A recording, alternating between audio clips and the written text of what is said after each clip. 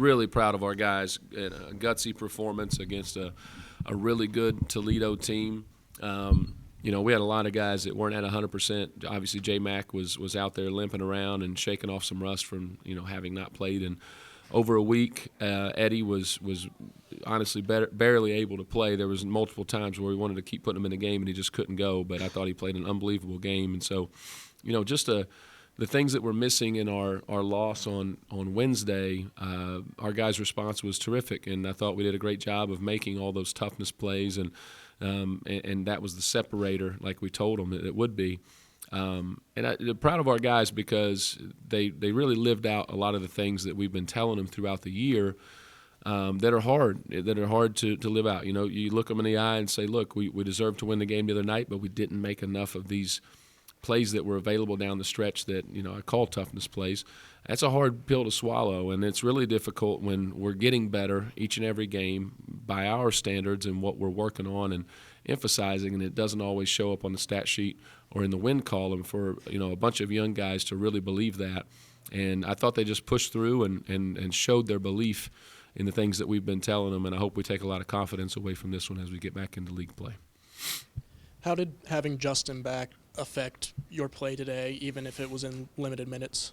Well, he changes the way that we play. Obviously he's such a versatile player, right? He can post, he can shoot threes, he can drive, and so he really changes the way teams have to defend us. And I thought he did a great job, things that weren't on the stat sheet, of just generating good open shots for his teammates that we don't get if he's not on the court because of his presence and how much attention that he draws.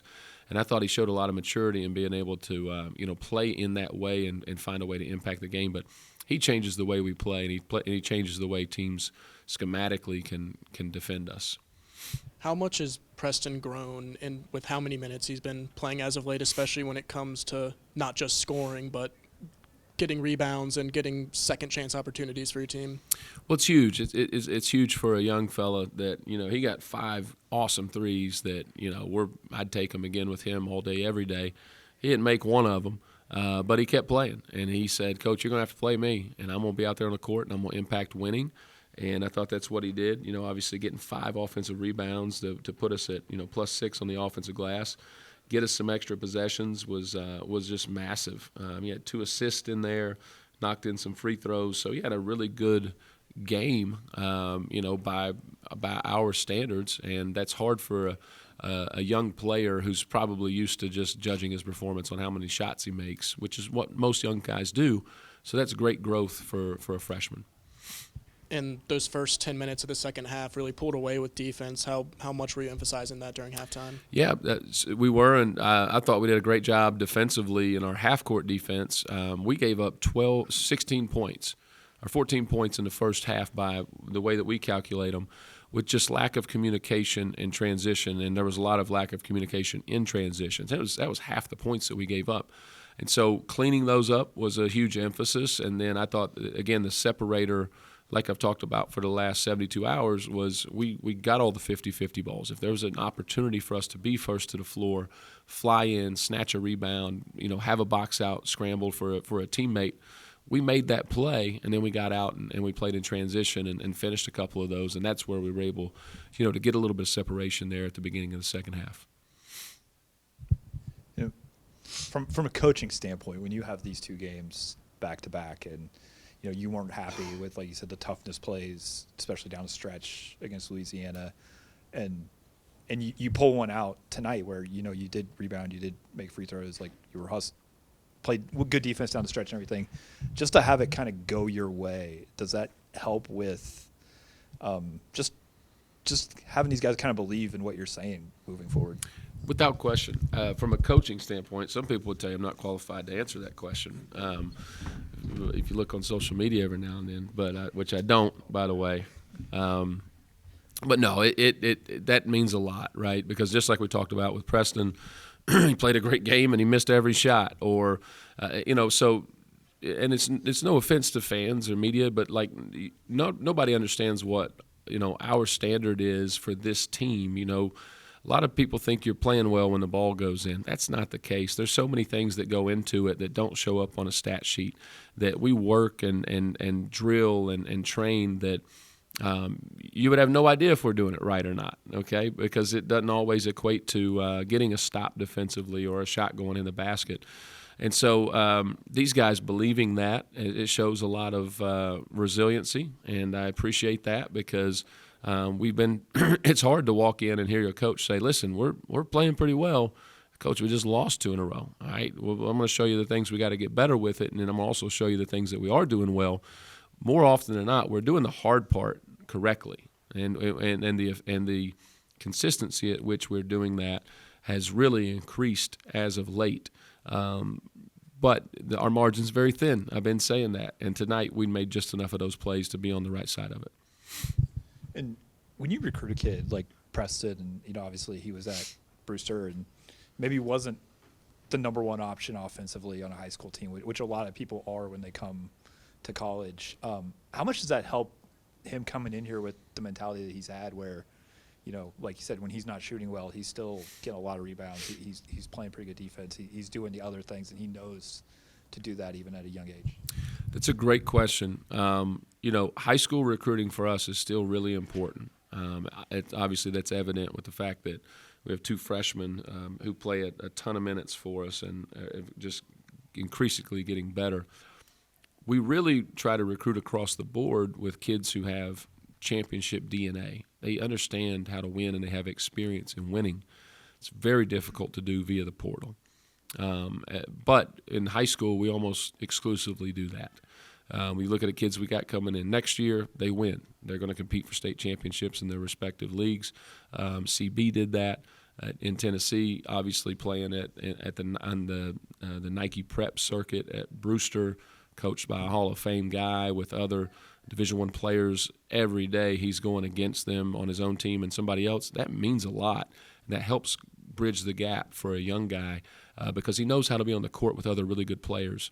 And sometimes that's one of the hardest things for young players who are used to getting every shot. They're used to taking whatever shot they want. They're used to having the ball in their hands all the time because they haven't been on the court with a lot of other really good Division I players. And, Preston certainly did playing at Brewster Academy, so that makes a huge difference. And can you talk a little bit about, the atmosphere, especially late in the game, that, it got pretty loud there when you needed it, when they were looking for the shot to win it and everything. Just, talk a little bit about playing at home. Honestly, I was shocked that it said 3,400 people. It felt like there was way more. Playing here is unbelievable. Coaching here is just such an incredible privilege, and our fans they're amazing. And our fans are very educated. They know when to cheer, right? Like when they see us get a stop, snatch a rebound, they don't just cheer when the ball goes in the hoop. And they understand when we need a stop. They get on their feet. They encourage our team. And our guys draw a lot of energy and enthusiasm and confidence from it. And I can't say enough about it, especially as we, prepare to come down the stretch here. I think we have 6 games left, 4 of which are going to be played in this building. If we're going to continue to be playing good basketball, we're going to need these fans to be out here. And we're certainly going to battle, as they've seen, and do everything we can to secure a win. But we appreciate them. We really do. And they make a huge, huge difference. Todd would probably tell you the same thing. He was blown away by the atmosphere of the game here, and it's special. It really is. Did he talk about the facility at all with you? Did you have a chance to chat? Yeah, we sat on the bench before the game and talked, and he was like, man, like people had told me, and he said, you were being modest. He said, you didn't brag when I told you that we had some of the best stuff in mid-major. And I said, well, I knew you'd see it at some point. But it's unbelievable, and he and I have been in a ton of arenas and gyms and facilities over the years, and he was very impressed. And he made note of just the hospitality here, and I told him it's a friendly city. It's what we do, and so he was impressed, I think, with his experience coming here. When you're talking about tough plays too, we go back to Wednesday night. There was a ball rebound by Wilborn, had the ball in his mitts, and it gets taken away. Today, similar situation, but he seems to put a little bit more grip on it. That's the type of play you're talking about being tougher on, is it not? Without question. That was a huge play, right? I think we did get one ball taken from us here today. give us a little bit of grace on that. But talking about, getting a deflection and just attacking the ball, 3 guys going after it, fighting your own teammate to go get a defensive rebound instead of hoping that the guy goes and gets it and now all of a sudden nobody's going to get it. Those are the difference. And that was the difference in the beginning of the second half, because I thought we were great with our post blitzes. We were doing a great job staying in front, making them spin, getting deflections, coming up with those, and then turning them into points, transition points. And that was a huge difference in the game, because they're a handful offensively. To hold a team that averages 83 points per game to 71 speaks a lot. And I think right now we're the number 2 defense in the Sun Belt, if I'm not mistaken. They say 75% of stats are made up, but I would take that right now. I think we're doing a pretty good job with that. Might be in Sun Belt play only. That's possibly. what I mean. Yeah, Correct. yeah, exactly. Correct. There's the debate that continues on this game, the Sun Belt, MAC Challenge at this point, and there are the benefits of it. Is this a side benefit in the sense that you've beaten a really good Toledo team? It's a non-conference win. Can it have an impact on the rest of this week and the rest of the schedule, for that matter? Without question. There's so many strategies, and every season, every team is different. And so, there was, a guy like Justin who obviously wasn't 100%. I wouldn't lie to you and say the thought and the conversation didn't happen amongst our staff about should he play in this. And my answer to that was, with this team, we're not 10-2 in league play, okay, to where at the moment, like, we need to really protect to be the top seed like we were last year. So our situation's different. It's about this team playing the best basketball that it can, coming down the final month and then going into March, and playing a really good Toledo team with guys who are playing at 60% gives you the best chance to do that. I'm thankful that we got out, injury-free with that. Obviously, Justin was shaking some rust off, but we all know what a dynamic player he is, and I didn't like our chances in the league coming down the stretch if he takes 2 weeks off and doesn't get a chance. So this was kind of the shake the rust off game. He found ways to impact winning.